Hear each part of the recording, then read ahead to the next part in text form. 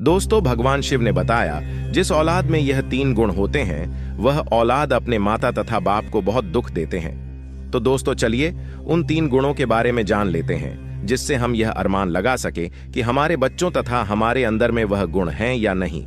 एक बार की बात है, वेद मुनि नरद पृथ्वी लोक का भ्रमण करके आकाश होते हुए भगवान शिव के पास जाते हैं।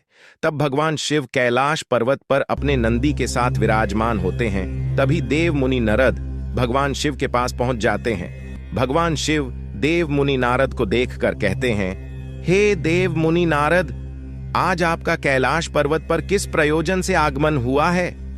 तब देव मुनि नारद कहते हैं, हे प्रभु, मैं अभी अभी पृथ्वी लोक का भ्रमण करके आ रहा हूं और मैंने देखा कि पृथ्वी लोक पर बहुत सारे माता पिता की औलादें उनकी बुढ़ापा का सहारा नहीं बन रही है तथा अपने माता पिता को बुढ़ापे में बहुत कष्ट देते हैं। तो हे प्रभु, मैं आपसे निवेदन करता हूं कि आप मुझे बताने का कृपया करिए कि वह कौन सी औलाद होती है जो अपने माता पिता को दुख देती है। तब भगवान शिव कहते हैं, हे देव मुनि नारद, हम आपको आज एक अत्यंत पवित्र कथा सुनाते हैं जिसे सुनने के बाद आपको आपके सभी प्रश्नों के उत्तर अवश्य मिल जाएंगे।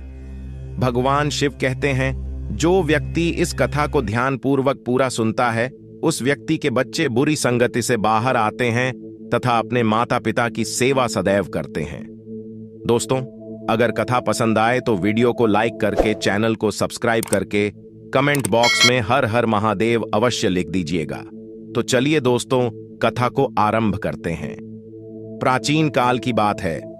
एक नगर में रामसेन नाम का राजा रहता था जिसकी एक बहुत ही सुंदर कन्या थी। रामसेन की कन्या का नाम था छाया।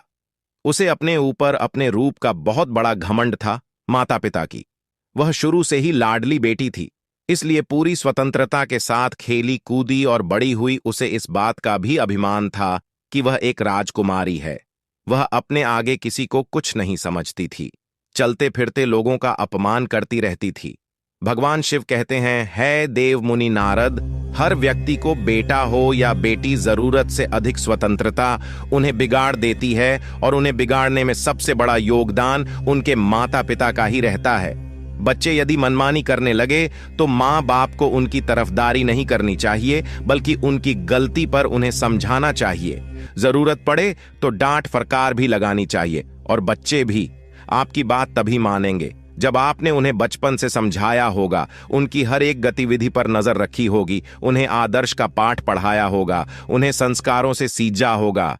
यदि माता पिता ने ऐसा नहीं किया है तो औलाद के बड़े होने पर आप उन्हें दंडित करके भी नहीं सुधार सकते।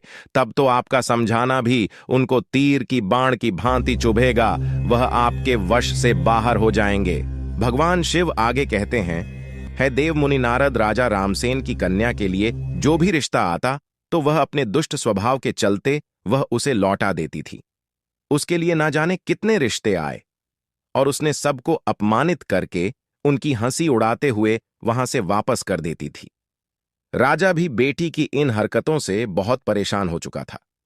एक दिन राजा ने बेटी छाया के लिए अपने राज्य में एक वैन का आयोजन किया। कई जगह के राजकुमार राजा महाराजा स्वयंवर में भाग लेने के लिए आए। सारे राजा महाराजा आकर अपने अपने आसन पर बैठ गए। उधर राजकुमारी छाया हाथ में माला लेकर अपनी सहेलियों के साथ राज दरबार में जा रही थी। छाया अपनी सुंदरता के घमंड में भरी हुई थी।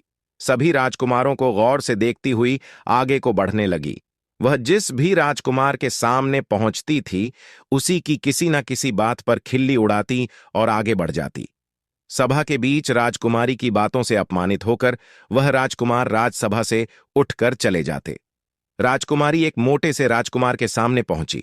वह उस मोटे राजकुमार की हंसी उड़ाती हुई अपनी सहेलियों से बोली, हे सहेली, देखो तो इन महाशय को इनका शरीर कैसा लग रहा है, जैसे किसी ने आटे का बोरा रख दिया हो। उसके शरीर की बनावट पर वह काफी देर तक हंसी उड़ती रही। वह राजकुमार राजकुमारी की बातों से लज्जित होकर दरबार से चला गया। इसी तरह राजकुमारी फिर अगले राजकुमार के पास पहुंच गई। वह राजकुमार देखने में कुछ लंबा था। राजकुमारी छाया ने अपने कटु शब्दों से उसे भी खूब अपमानित कहने लगी।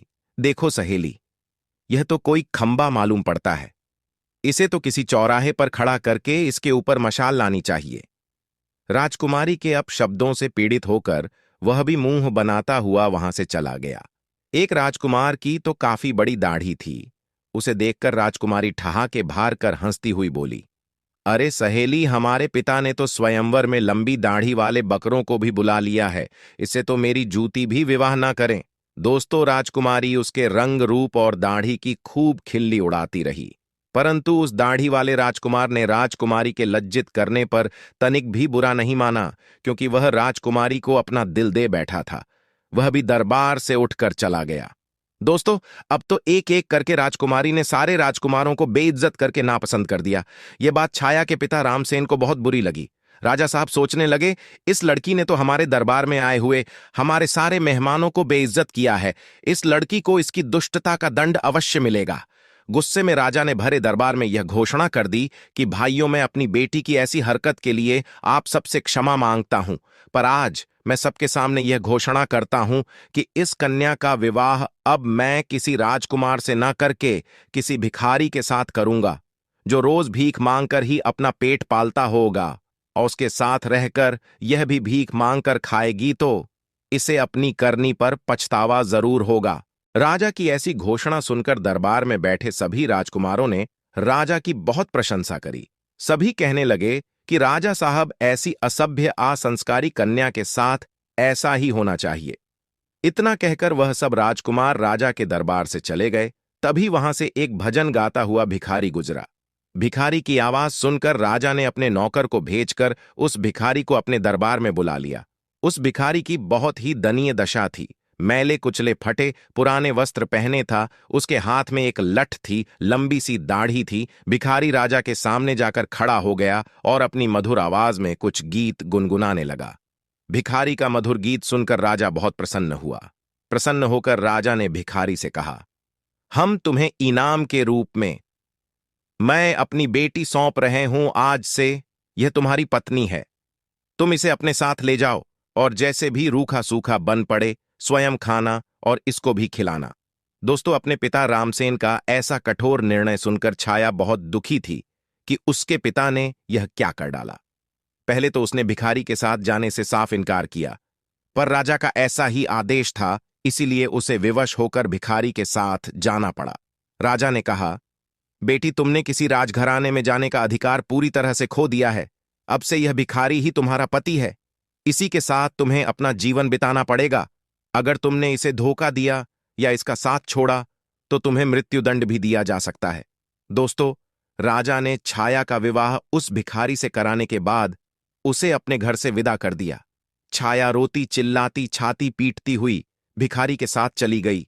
भिखारी उसे लेकर खुशी खुशी एक जंगल में लेकर चला गया। उसे जंगल में उसका एक अत्यंत सुंदर कुटिया थी। उसे कुटिया के पास में वह भिखारी एक आम का पेड़ लगाया था। उसे पेड़ पर बहुत सारे आम पड़े और पके हुए थे। तब राजकुमारी ने बाहर जाकर देखा तो एक बहुत बड़ा और सुंदर खेत है। छाया ने उस भिखारी से पूछा कि यह खेत किसका है? तो भिखारी ने जवाब दिया कि हे राजकुमारी, मैंने ऐसा सुना है कि यह खेत उसी दाढ़ी वाले राजकुमार का है जिसे तुमने अपने स्वयंवर में दाढ़ी वाला बकरा कहकर अपमानित किया था। पर आपका दुर्भाग्य देखिए, और बदकिस्मती से मैं भी आपको उसी दाढ़ी वाले की तरह लंबी दाढ़ी वाला मिला हूं। अगर तुम उस दाढ़ी वाले से विवाह कर लेती तो आज इस खेत की तुम स्वयं मालकिन होती। पर अब पछताने से कोई फायदा नहीं है। अब तो तुम्हें मुझ जैसे भिखारी के साथ ही जिंदगी भर रहना है। दोस्तों, फिर कुछ दूर आगे चलने पर राजकुमारी छाया को सुंदर फल फूलों से लदा हुआ एक बाग दिखाई दिया। छाया ने कहा, थोड़ी देर इस बाग में ठहरकर विश्राम कर लेते हैं। यह बाग किसका है? बड़ा ही सुंदर है, भिखारी ने उत्तर दिया। राजकुमारी जी, यह बाग भी उसी दाढ़ी वाले बकरे का है जिसका तुमने अपमान किया था। इसलिए अति शीघ्र विश्राम करके यहां से निकल चलो, वरना वह दाढ़ी वाले राजकुमार को पता चल गया तो वह हमें अपमानित करके भगा देगा। सोचो, अगर तुम उससे विवाह कर लेती तो यह बाग भी तुम्हारा होता और मुझ भिखारी के साथ तुम्हें नहीं आना पड़ता। पर तुम्हारा घमंड ही तुम्हें यहां ले आया है। तब दोस्तों, भगवान शिव देव मुनि नारद से कहते हैं। इस प्रकार वह बातें करते हुए दोनों आगे को बढ़ते हुए चले गए। कुछ दूर आगे जाने पर वह एक बहुत सुंदर नगर में पहुंचे। ऐसा लग रहा था जैसे वह नगर किसी राजा की राजधानी हो। छाया ने पूछा, यह नगर किस राजा का है? भिखारी ने उत्तर दिया है, हे प्रिय, यह नगर मेरी नजर से तो एक राजा का है, पर आपकी नजर से तो यह नगर उसी दाढ़ी वाले बकरे का है जिसे तुमने भरी सभा में बेइज्जत किया था। सोचो, अगर तुमने उससे शादी कर ली होती तो तुम इस नगर की रानी होती। हजारों दास दासियां तुम्हारी सेवा करती, पर तुमने अपने रूप की घमंड में आकर अपनी किस्मत फोड़ ली और मुझ भिखारी के साथ विवाह करके तुमने अपनी जिंदगी को दुखों में ढकेल दिया है। पर अब क्या हो सकता है, जो होना था सो हो गया। भिखारी की बात सुनकर राजकुमारी को बड़ा पश्चाताप होने लगा। कहने लगी, काश मैंने उसके साथ विवाह कर लिया होता। भिखारी ने छाया के मुख से ऐसी बातें सुनकर नाराज होते हुए कहा, राजकुमारी खबरदार, जो अब तुमने दूसरे पुरुष के बारे में सोचा भी, तो अब तो तुम केवल मेरी पत्नी हो और मैं ही तुम्हारा पति हूं। अब महलों के सपने देखना छोड़कर तुम्हें मेरे साथ मेरी झोपड़ी में रहना चाहिए। दोस्तों, इतना कहकर भिखारी राजकुमारी छाया को अपनी झोपड़ी के पास ले गया, जो राजा के उसे नगर से कुछ दूर एक तालाब के किनारे बनी हुई थी। झोपड़ी देखकर छाया को बड़ा क्रोध आया। कहने लगी, ये कितनी बेकार सी झोपड़ी है, मैं इसमें कैसे रह पाऊंगी? इसमें रहकर मेरा दम घूंटेगा। मैं बहुत बड़े महलों की रहने वाली हूं, इस छोटी सी झोपड़ी में मेरा गुजारा कैसे होगा? भिखारी बोला, राजकुमारी, अब आज से यही झोपड़ी तुम्हारा नया घर है और इसी में तुम्हें रहना पड़ेगा। छाया ने पूछा कि यहां पर तुम्हारा कोई नौकर चाकर नहीं दिखाई दे रहा है? झोपड़ी की साफ सफाई कौन करेगा? भिखारी ने कहा, है राजकुमारी, यह तुम क्या कह रही हो? मैं कोई राजा नहीं हूं, न कोई राजा का बड़ा अधिकारी या कर्मचारी हूं जो मेरे पास नौकर चाकर होंगे। मैं तो खुद एक भिखारी हूं। मैं तो नौकरों से भी बहुत गया गुजरा हूं।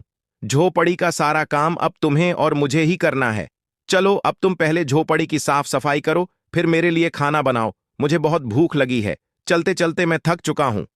तब भगवान शिवदेव मुनि नारद से कहते हैं, छाया को भोजन बनाना तो आता ही नहीं था, इसीलिए भिखारी और राजकुमारी ने मिलकर उल्टा सीधा खाना बनाया और खाकर दोनों सो गए।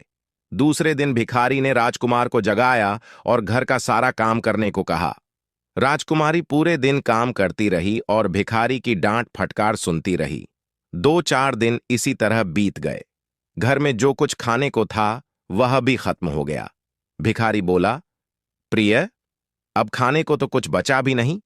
जो कुछ मैं मांग कर रखा था वह सब खत्म हो चुका है। आगे की जीविका चलाने के लिए हमें कुछ काम करना पड़ेगा। एक काम करो, मैं तुम्हें इस आम के पेड़ से आम तोड़कर टोकरी में भरकर दे दूंगा।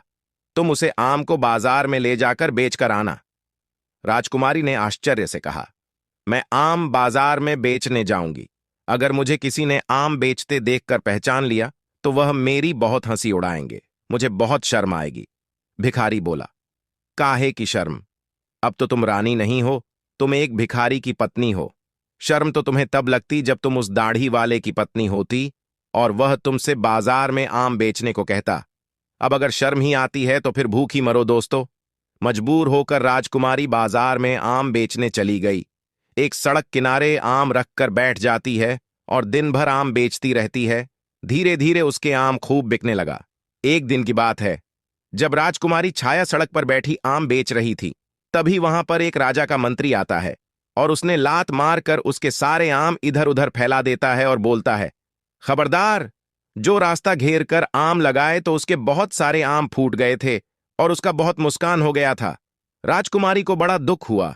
उसने सारी बात झोपड़ी में आकर भिखारी को बताई कि आज एक राजा के सिपाही ने उसके आम पर लात मारकर फोड़ डाले।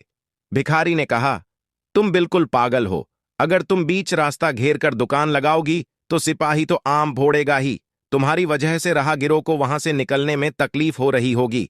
अब तुमसे यह भी काम ठीक से नहीं होगा। तुम्हें कोई काम बताओ तो तुमसे ठीक से होता ही नहीं है। अब मैं जा रहा हूं और तुम्हारे लिए कोई और काम तलाश कराऊंगा। भिखारी गया और राजा के एक बड़े अधिकारी के यहां रसोइये का काम तलाश आया और छाया से कहा कि मैंने तुम्हारे काम की व्यवस्था कर दी है। कल से तुम राज्य कर्मचारी की रसोई में जाया करोगी और वहां के रसोइये के साथ मिलकर खाना बनाना है। वहां से हमें खाने के लिए अच्छा अच्छा भोजन भी मिलता रहेगा।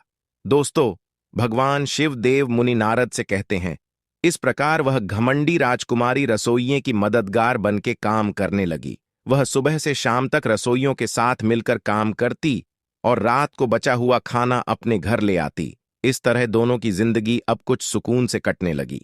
एक दिन की बात है, छाया रसोई में काम कर रही थी, तभी उसने खिड़की से झांक कर देखा तो वहां राजा के महल में कुछ उत्सव होने वाला था।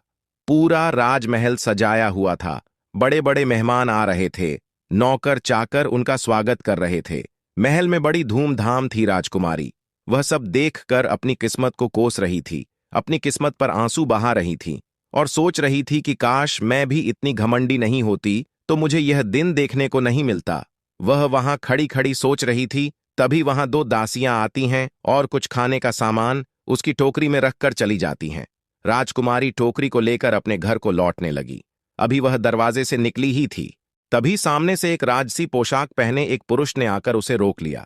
देखने में वह वहां का राजा महाराजा मालूम पड़ रहा था। राजकुमारी ने जब उसके चेहरे को देखा तो वह डर के मारे कांपने लगी, क्योंकि वह राजा वही दाढ़ी वाला था जिसको छाया ने अपने यहां दाढ़ी वाला बकरा कहकर अपमानित किया था। राजा ने राजकुमारी से कुछ नहीं कहा, बल्कि वह उसे उसका हाथ पकड़कर दरबार में लेकर पहुंचा, जहां तमाम मेहमान लोग बैठे हुए थे। वहां की भव्यता को देखकर घबराहट में राजकुमारी के हाथ पैर कांपने लगे। उसके हाथ से टोकरी छूटकर जमीन पर गिर पड़ी। टोकरी में रखा हुआ खाना जमीन पर गिरकर इधर उधर बिखर गया। राजकुमारी बहुत उदास हो गई। दरबार में बैठे हुए मेहमान यह देखकर जोर जोर से हंस पड़े। अपने ऊपर सबको हंसता देखकर छाया घुटन से मरी जा रही थी। उसे ऐसा लग रहा था कि अभी धरती फट जाए और मैं उसमें समा जाऊं। उसने राजा से अपना हाथ छुड़ाया और वहां से भाग जाना चाहती थी। राजा ने उसे रोकते हुए कहा, राजकुमारी, घबराओ मत। तुम्हारे साथ कोई अभद्रता का व्यवहार नहीं होगा, बल्कि तुम्हें मैं यहां सम्मानित करने के लिए लाया हूं। मैं वही तुम्हारा भिखारी पति हूं जो तुम्हारे साथ झोपड़ी में रहता था, और मैं वही सिपाही हूं जिसने तुम्हारे आम को फोड़े थे। मैं ही यहां का राजा हूं और वही दाढ़ी वाला बकरा हूं। मैंने तुम्हारे साथ भिखारी बनकर विवाह इसलिए किया था क्योंकि मैं तुम्हें चाहता था, और तुम्हारे पिता की प्रतिज्ञा को ध्यान में रखाते हुए मुझे भिखारी की वेशभूषा बनानी पड़ी। मैंने भिखारी बनकर तो तुमसे विवाह कर लिया। अब तुम्हारा घमंड भी नष्ट हो चुका है। इतने सारे मेहमान हमारे स्वागत में आए हैं, अब मैं तुमसे सम्मान पूर्वक विवाह करूंगा। फिर भगवान शिव देव मुनि नारद से कहते हैं। यह सुनकर राजकुमारी को बड़ी प्रसन्नता हुई। खुशी में उसकी आंखें आंसुओं से भर गईं। अब तो दासियां आई और उसे दुल्हन के नए जोड़े में सजाकर लाई। दरबार में छाया के माता पिता भी मौजूद थे। सबने राजकुमारी को खूब आशीर्वाद दिया और राजा के साथ समस्त मेहमान की उपस्थिति में उसका विवाह हुआ। उसका सारा गुरूर उतर चुका था, वह पूरी तरह से बदल चुकी थी। उसने जिंदगी जीने का तरीका सीख लिया था। दोस्तों, तब भगवान शिव देव मुनि नारद से कहते हैं, हे देव मुनि नारद, अत्यंत सुख सुविधा में पलकर मनुष्य उन अनुभवों से, उन संस्कारों से अपरिचित रह जाता है जो उसके जीवन में आगे बहुत कष्टदायी होता है। भगवान शिव कहते हैं, इसीलिए मनुष्य को कभी भी किसी बात का घमंड नहीं करना चाहिए। परमात्मा जब तुम्हें किसी एक गुण से संपन्न बनाता है तो बाकी कई गुणों से खाली रखता है, ताकि तुम्हें जब भी कभी अभिमान हो तो तुम्हें उसका सबक मिल सके। इस प्रकार राजकुमारी उसी दाढ़ी वाले पति के साथ बड़े आनंद से रानी की तरह जीवन व्यक्तित्व करने लगी। और इस प्रकार से भगवान शिव ने बताया, जिसकी औलाद अपने मनमानी करती है तथा अपनी माता पिता का अपमान करते हैं और उनकी बात को नहीं मानते हैं, ऐसी औलाद सदैव मुसीबत से घिरे रहते हैं। उम्मीद करता हूं आप लोगों को यह कथा पसंद आई होगी। अगर दोस्तों पसंद आई हो तो वीडियो को लाइक करके, चैनल को सब्सक्राइब करके, बेल आइकन ऑल पर प्रेस करके कमेंट बॉक्स में हर हर महादेव अवश्य लिख दीजिएगा। दोस्तों, वीडियो को पूरा देखने के लिए आप लोगों का धन्यवाद।